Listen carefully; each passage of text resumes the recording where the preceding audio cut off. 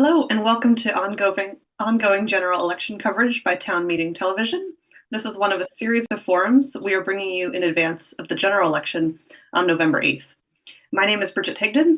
I'm the managing editor of the St. Albans Messenger, the Essex Reporter, the Colchester Sun, and the Milton Independent. I'm here tonight with former Lieutenant Governor David Zuckerman and Senator Joe Benning, who are competing for your vote for Lieutenant Governor of the state of Vermont.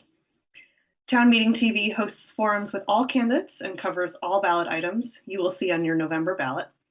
Town Meeting TV election forums introduce you to community decision makers and connect you with issues that shape your local community.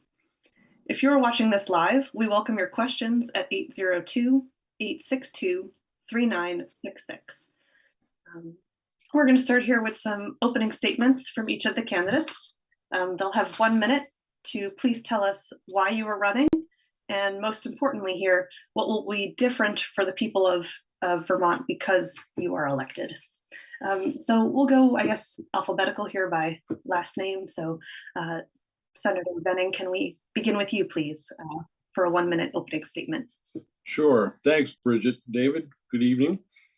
I'm running for Lieutenant Governor because, number one, I believe in the institution of the Senate. It's a place where I've been for the past 12 straight years. And I'm somewhat concerned that the office of Lieutenant Governor, which presides over the Senate, is fast becoming a revolving door for politicians who want to climb up the ladder. I don't want to do that. In fact, I've committed to getting reelected in 24 if, in fact, I am elected this term. My hope is that folks will recognize I have been in the Senate now for 12 years. I know who the senators are and how they fit together, which was one of the components of the lieutenant governor's position. I have the ability to run a meeting, having been chair of Vermont's Human Rights Commission, having watched 3 different lieutenant governors over the years develop their cadence and routine in the delivery of their mission as moderator of the Senate. And I've served as town moderator in the town of Linden for the past 10 years. My best attribute, however, happens to be my good working relationship with Governor Phil Scott. I do believe he's going to be reelected. And one of the things that the lieutenant governor must do at this point in time, when we're about to lose a big chunk of federal money that has been in our revenue stream for the past couple of years, is to work in harmony with his office and try to advance his legislation and keep us in an affordable state. I believe he has kept a very good hand on the tiller of our ship of state, and I would like to keep a very firm hand on that tiller with him as we go forward. So I hope you'll take a deep dive into my candidacy at joebenning.com, and hopefully we'll have a good discussion this evening and you can learn about more of our differences. Thanks. Great. Thank you. And David, let's hear from you, please. Thank you, Bridget, and Town Meeting TV. I've always enjoyed these conversations and community access. I am David Zuckerman. I'm former lieutenant governor, also state legislator for 18 years. Also father, small business owner. I run and operate our farm with my spouse. And I have a lot of experience in the legislative process, both as a policymaker and as lieutenant governor. What I'm hearing all across the state is that people are struggling. They're struggling with housing costs. They're struggling to keep their house warm this winter with the rising fuel costs.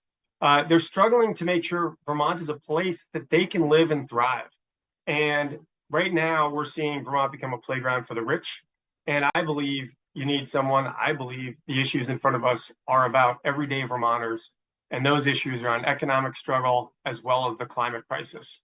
We've had record opioid overdoses. And if you return me to the office of lieutenant governor, you're going to get someone who has real experience working with Vermonters across the state on major legislation that has improved our lives, from raising the minimum wage to working to have marriage equality, climate legislation, and many other pieces.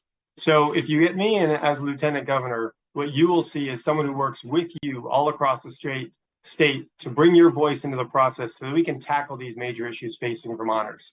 And as my opponent also said, you can find out more information on my website at zuckermanforvermont.com. That's Zuckerman, FORVT.com. And I look forward to working with you. Great. Thank you very much. Senator Benning did a good job sort of describing the role of the lieutenant governor as it is on paper. proceeding over the Senate, breaking ties as need be. So, David, we'll kind of come back to you here. Can you talk about in what ways you would use this position, both sort of that concrete, and then what sort can you build around that, please? Sure. There are the three very clear jobs. One is to be first in line to be governor if something happens to the governor. Two is to preside over the Senate. You're essentially the town moderator of the Senate. And the third is to serve on the Committee on Committees, which allocates the senators to their various committees, as well as citizen appointments to boards all across the state. As lieutenant governor, I've got 4 years experience doing that. I've worked with the senators. I've in fact got the endorsement of the majority of the senators who will be returning. And I plan to work with all senators to make sure we use their services and their expertise as well as we can on all the different committees that we'd be assigning them to. As lieutenant governor and as a legislator, what I used to do was travel the state, 1 foot in the building, doing the official duties, and 1 foot throughout the rest of the day and in the off session, traveling Vermont, really bringing Vermonters deeper into the process, from school groups to senior centers. I've talked with and worked with people who didn't realize how powerful their voice could be. And when we brought them into the process, we made effective change for them and their community members. And I look forward to doing that again. Thank you. And Senator Betting, in what ways would you use this position in state leadership? Well, first, I would act as a conduit between constituents and myself for people who would want to come into the building and learn about the government process. And I've done that in the past with numerous individuals. And I'll use the typical example of an 8th grade girl named Angela Kubicki, who came in asking me the question, why doesn't Vermont have a Latin motto? It's a long story, but Vermont does now have a Latin motto as a result of my efforts to bring her into the building, introduce her to who the players were, and shepherd a bill through the system where she and her classmates all got a very good education on how civil government actually works. I'm very proud of the fact that this young lady now is out of college, but the bottom line for her is somewhere down the road, 50 years from now, she'll have a grandchild on her knee and be able to say, that's something that I did through government. And I was very appreciative of the senator who helped me through that process. I believe the office is also a place to act as a conduit between anybody coming in the building and the governor's administrative team. I have a very good working relationship with all of the administrative players. I happen to know that they have a mission. I know what that mission is. I want to be able to help Governor Scott continue with that mission of making Vermont a more affordable place and being able to introduce the players who walk in my door immediately to those folks in the administration who might bring them an immediate solution to their problem is a very important part of the job. Great, thanks very much. Let's talk here about endorsements, both of which you've received many. So can you talk about what organization or individual are you proud of being endorsed by and why? Joe, we'll start with you, please. Obviously, the first endorsement is Governor Phil Scott. He has officially endorsed me, not just in the general election, but also in the primary. I think that he sees me as somebody who would be a valuable addition to his team. I would want to work that for all it could be worth. I've also been endorsed by former Governor Jim Douglas, former Lieutenant Governor Brian Doobie, and those individuals have worked with me throughout this process, teaching me everything I need to know about this particular position. But it is important for the position itself to have a really good working relationship, and I happen to do with the governor that I would be serving under, and in the event that it happened that he could not serve in his role, step into his shoes, if you will, with the administrative team that basically comes along with that package. And in running in what's currently an $8.2 billion budget, that's really important when somebody steps into that role. Great. David, please. Sure. I'm not going to limit it to one or even two people, because what I'm most proud of is that I have the endorsement of every single environmental group that's endorsed, every single labor group that's endorsed, Let's Grow Kids, Moms Demand Action, and numerous current and former elected officials and leaders, including Becca Ballant, who's going to be our next Congresswoman, and Peter Welch and Bernie Sanders, as well as Howard Dean, Doug Racine, vast majority of the Senate, including the Majority Leader Allison Clarkson. I'm proud of this breadth of support because it really shows that I have a long track record of working with people across the board and across the state to make policy happen and to get things done. I'm particularly proud of the environmental endorsements, VPIRG, Sierra Club, Vermont Conservation Voters, Bill McKibben, because when you look at the issues of our time, they are all overshadowed by the climate and what we can or may not do around trying to mitigate the effects and how we can take advantage of the economic opportunities that the climate crisis is also going to create for us, from weatherization to renewable energy jobs and carbon sequestration through agriculture. We have a lot of opportunities, and I'm really pleased to have the endorsement of so many different groups and so many different people. Great, thank you both very much. I've got sort of a follow-up question here. Senator Benning, you mentioned that it's important to have a working relationship with the governor as lieutenant governor. And so, of course, Governor Scott is running for that position. We also know Brenda Siegel is running for that position. David, I'm wondering, when you served lieutenant governor with Governor Scott, you have the opportunity to possibly do that again if you're elected. It could also be Brenda Siegel. Can you just talk a little bit about what that relationship means to you and how it's worked out in the past? Sure, happy to have that conversation.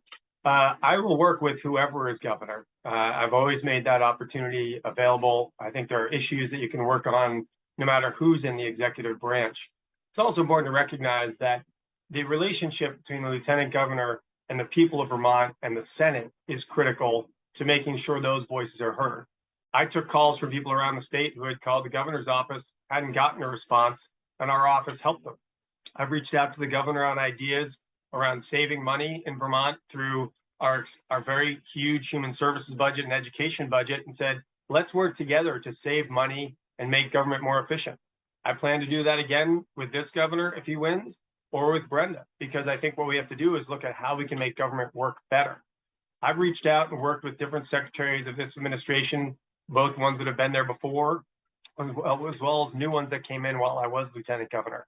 We all know that we can work across the aisle when both sides are ready to work together, and I'm more than happy to do that. Thank you. And Joe, would you like to respond here? Any further comments? Well, I think I have a very good relationship with Phil Scott. That's the one difference that I bring to the table here in this conversation, because I know that David, at the very least in running against him, has demonstrated that he is not in favor of what the governor is presenting for policies.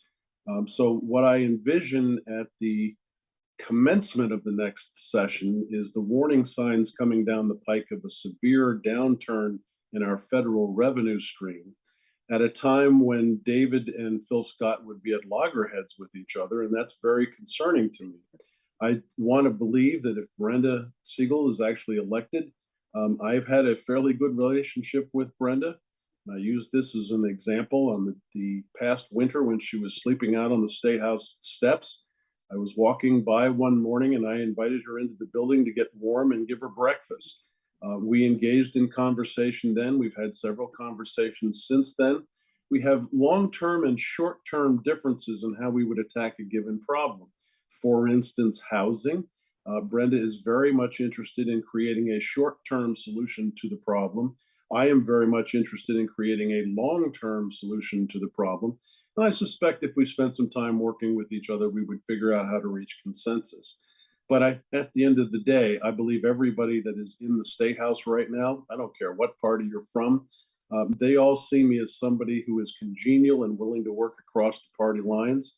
We have done so on many occasions, and many of the bills that I've been associated with have been just that. For instance, cannabis reform, a tax and regulated system. I have worked very extensively with people from across the aisle, and I believe that is the actual way you get things accomplished here in Vermont. If I could follow up on that for a moment. I do appreciate the work Joe picked up from my 15 years of cannabis work, again, also across the aisle.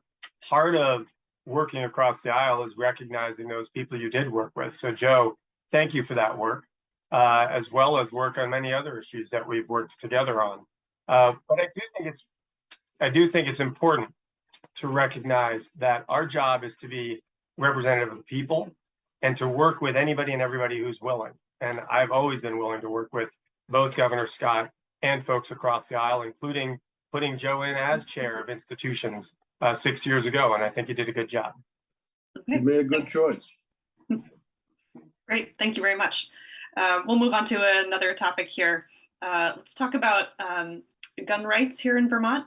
Can we talk about your positions on gun control legislation, if any? Who started with last time? I think it was Joe. So David, will jump to you perhaps here. Sure, happy to. I think you had started with me on the governor question, but that's okay. So, for me, I think it's very important to look at public safety across the spectrum. And part of that is around gun safety and common sense gun safety measures. The vast majority of Vermonters support mild steps that would make it safer in Vermont, whether it's waiting periods or really looking at the issue around folks not getting a full background check and then being able to buy a gun because the statute of time ran out. What we need to do is make sure we have a safer state and allow people to have the guns they need for their personal safety and or hunting as is protected in Article 16 of the Vermont Constitution and Article 2 of the US Constitution. But we do know that it is legally been approved to have certain limitations. And I think we need to look at a couple of those to make sure Vermont is both safe and respectful with those gun rights. Great, thank you.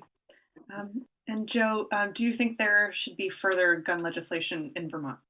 I don't, Bridget, and that's because we've had several pieces of legislation come down the pike recently. I don't think any of them have had a real full time to work out. But for instance, the red flag law, I supported it once we had due process put in place to protect those who were accused but had a good reason not to be accused, to be able to get into court and get their property back.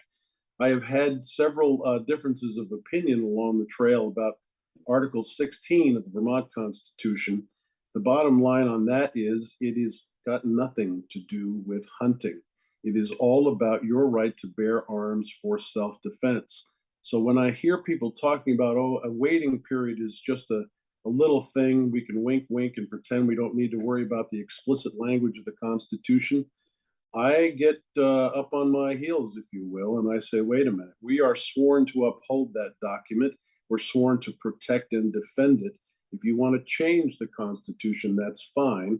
But right now, the explicit language requires me to be very cautious when walking down the road of additional gun legislation. And right now, I don't know anything that's out there pending on the table that we could specifically address. So right now, I'm happy with what we've got. If I could just add, as far as I know, Joe is not all-knowing with respect to what the courts will decide in the interpretation of such a document. The legislature's job is to explore what people want within the confines of the Constitution. And I think that conversation is worth having. I'll just pose a counter to that and say, I know what the document says. It's very explicit. And the first thing that happens to you when you take a seat in the legislature is you are sworn to uphold that document.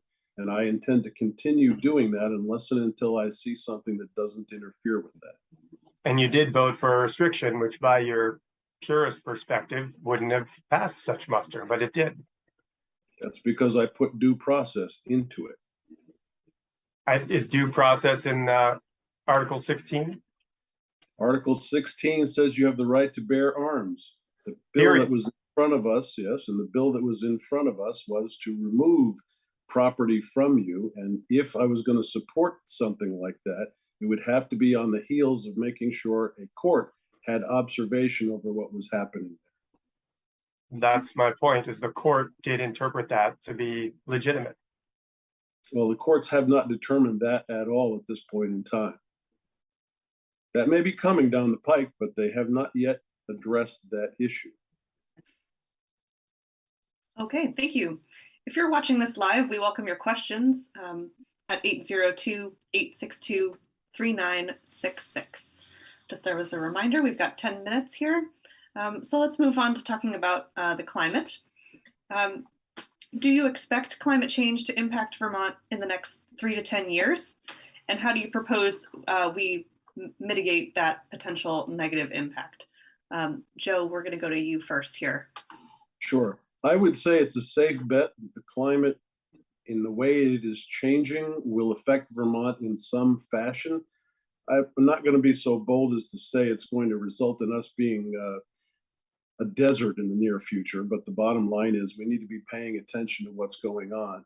For that reason, I have championed the cause of having us become resilient, because I think that's within Vermont's ability to do. Vermont has a very limited number of people. We have a very limited revenue stream. And in order to make sure we use our resources wisely, I think we should attack the first priority. And for me, the first priority is making sure our people are actually resilient to whatever is coming down the pike.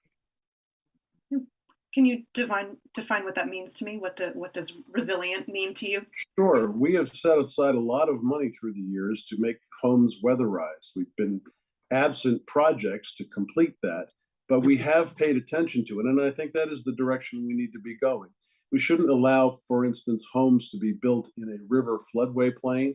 You're going to have a lot more water falling upon us. And when that happens, those folks who are closest to the water may be threatened. So learning how to adapt as a human animal to what's coming down the pike is very important. And it is within our responsibilities as a state to try to take that on. It's not overbiting anything that you want to attack in climate change.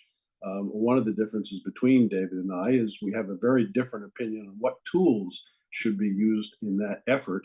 But for me, the top priority is making sure we are resilient. Okay, great, thank you. And David, please. Sure. Well, thank you. A few things. My opponent just mentioned he was been a climate champion. I'm interested in that, given that every environmental group has endorsed me, and in fact, some have recognized me as an environmental leader and champion in the legislature. And if my opponent has received such accolades, I was unaware. But through 20 years, I've worked on environmental legislation, both water quality, climate, housing, weatherization as well. And I can tell you as a farmer that the changing climate is happening daily. The erratic weather is happening more. It's impacting our ability to produce a consistent food supply. This is only going to get more extreme as time goes on. And yet, if we don't act swiftly, we're going to continue to see our climate shifting. Our shorter winters will impact our tourism and our economy. We'll have hotter summers. It is critical that we take this into a new level of urgency. We know when there's a catastrophe, whether it's the COVID, when citizens came together and said, we need to tackle this together. We need to take care of our neighbors. We need to take care of ourselves. We can do this with the climate with a coordinated effort. And I believe I'm better suited to do that coordinated effort, having worked with people all across the state on these issues already. Well, David, you've asked about my championing for the environment, but long before you came to the state of Vermont, I was one of those people who was harassing their congressman because we were experiencing acid rain from the Midwest coal-fired power plants, and it was defoliating our mountain ridge lines. The exact ridge lines, which we differ about whether or not we should have 500-foot wind towers put atop them, after dynamiting those ridge lines and then having all of those ridge lines exposed to, in the case of Lowell, 21 separate 100-foot tall concrete pyramids. The nutshell is we may have different opinions about how Vermont should be reacting, but I think both of us are very much concerned about the climate. This question was designed for the next 3 to 10 years. I don't think you're going to be stopping production of carrots in the next 10 years. I really think it would be disingenuous for us to try to leave that impression with the public at large. But I do believe there are certain things that the national government should be doing in order to effectuate the changes that I think we both are looking for. But there's also Vermont's contribution to that. And I believe that Vermont has a limited number of people and a limited number of dollars to work with. So I come back to saying resiliency right now is my number one priority. I think we need to do both, but I will tell you as a farmer, there are crops that I'm already taking off of my list of production because of the impact of different pests due to them arriving sooner because our climate is changing. Whether it's carrots or something else, I will very clearly let you know that there are crops shifting as far as what is valuable or possible to produce in Vermont, literally years within years. Okay. Great. Thank you both very much. I do want to move on to a final topic here in our remaining minutes. So can we talk a little bit about what the Lieutenant Governor can do for racial justice in Vermont? What are some concrete steps for Vermont in this work? David, we're going to start with you, please. Well, of course, first and foremost, I hope voters will support Proposition 2. It is on the ballot to adjust our Constitution language around slavery to make sure there's no semblance, even within our criminal justice system, of allowing that in Vermont. It's both symbolic and meaningful. I think we really have to look specifically at our education and incarceration systems. We know there's a very disproportionate rate of disciplinary actions, suspensions, and detentions of people in communities of color in school. We have to work on better training for our teachers around their implicit bias and these are biases that we all have. But when people are in positions of power over others, and teachers are both incredible nurturers for our youth, they're also in positions of power with respect to disciplinary action, and law enforcement, who also take care of all of us and protect all of us, but also have power over all of us. We need to do serious training around implicit bias to really work to reduce these disproportionate numbers that are being incarcerated and being punished in our schools. We also need to support economic development tools. There's great professionals of color networks that we could help either individually to amplify their existence, to help small businesses get started, led by people of color, as well as potentially state investment to help those businesses get on their feet and build the wealth of our society across all of us, not just some disproportionately to others. Thank you. Great, thank you. And Joe, please, what can the Office of Lieutenant Governor do in this I believe work? I probably have about a minute left. So let me say first, we are working on all of these things. In my chairmanship of the Vermont Human Rights Commission, we began talking with law enforcement agencies to try to start collecting data to reflect how they were stopping anybody of color. We have done that quite successfully, incorporating that into all of our law enforcement training.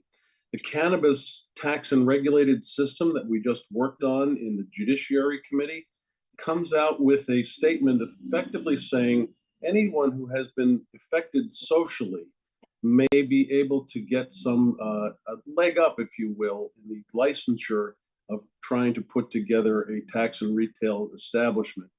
I am very proud of the work that we have been doing in order to try to get people to come together and look at what things need to be done, especially for law enforcement. I'm very proud of law enforcement for taking that lead. And I think we are making tremendous strides in determining how it is that people of color are ending up disproportionately in our juvenile system as well as our adult criminal system. So at this point, the only other thing I would say as Lieutenant Governor is I would want to invite everybody to the table. Anytime we get an opportunity to have a conversation, it's really important to have those folks come in. And I'll use an example of Connor Casey at our last debate.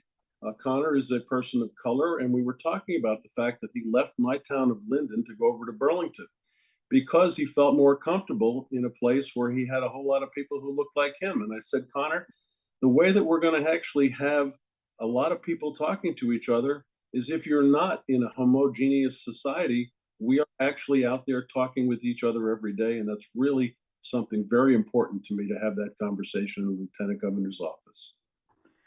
Great, thank you both very much. I do want to have some quick closing statements here, so perhaps we'll go a minute or two over. I think that is all right with me, if it's all right with you. So good. So yes, let's hear each of you, please, about 30 seconds or so with your final note to voters. I believe Joe did his opening statement first, so David, will you close first, please? Sure. And Joe, I think you meant Connor Cyrus, not Connor Casey, but yeah, you're right. So, thank you. I do want to thank CCTV and all of you out there watching. You do have a clear choice before you. One who wants to go with a little more business as usual, and someone else who's got bold, progressive leadership to tackle the urgent issues of our time. I've spent my entire career in public service, putting forth ideas and issues that were ahead of their time in the moment, but working with Vermonters across the state, we built the momentum to tackle those big issues, from marriage equality to raising wages, Lyme medical care for Vermonters, as well as affordable housing and climate and rural agricultural issues. I want to continue that fight with you and for you as Lieutenant Governor. I want to continue the work I've done in living rooms and church basements and coffee shops across the state, bringing you into the process so that Vermontpelier will tackle these issues with the urgency that they have and need and deserve. I hope you'll vote for me on election day. Please do visit my website, Zuckerman for Vermont, zuckerman4vt.com, and you can send me an email or ask any questions you want, and I'm happy to answer them. And please do vote. About 80,000 people have, and your vote's critically important to make sure we have good results here in Vermont. Thank you. Thank you. And Joe, please. David has alluded to the fact that I'm actually looking for business as usual. I will plead guilty. If business as usual is keeping Vermont affordable, as Phil Scott has attempted to do, I plead guilty. If being a person who has tried to keep our taxes down, I will plead guilty to wanting to do that as well. We have donated $90 million, or set aside $90 million for home improvement, $40 million for tax relief purposes, growing our economy. We've dedicated $87 million, broadband connectivity, $96 million, and growing our workforce, $66 million. If those things are business as usual, I'm all for it. We have attempted to do everything we can to make Vermont a reasonable, affordable, great place to live, work, and play. And the last thing I want to say is, between the two of us, I have the best working relationship with Phil Scott, and I believe he will be reelected. Please visit my website, joebenning.com. Thanks everybody for turning out today, and have a great Vermont day. Great. Thank you both very much for joining us this evening. And thank you for tuning into Town Meeting TV for their ongoing coverage of state and regional candidates. Please don't forget to vote on or before November 8th. You can do so at the poll from 7 a.m. to 7 p.m. on November 8th, or you are most likely mailed a ballot, which you can fill out and either bring to the poll or give it back to your town clerk. So lots of options for voting, and we really do encourage you to do so. Again, my name is Bridget Higdon, managing editor of several papers in the area here. Yeah, I appreciate the chance to be a part of this. You can rewatch this on the Town Meeting TV YouTube channel. So thank you both very much. Best of luck with the rest of your campaigns, and have a great rest of the night. Thank you, Bridget. Thank you, watchers.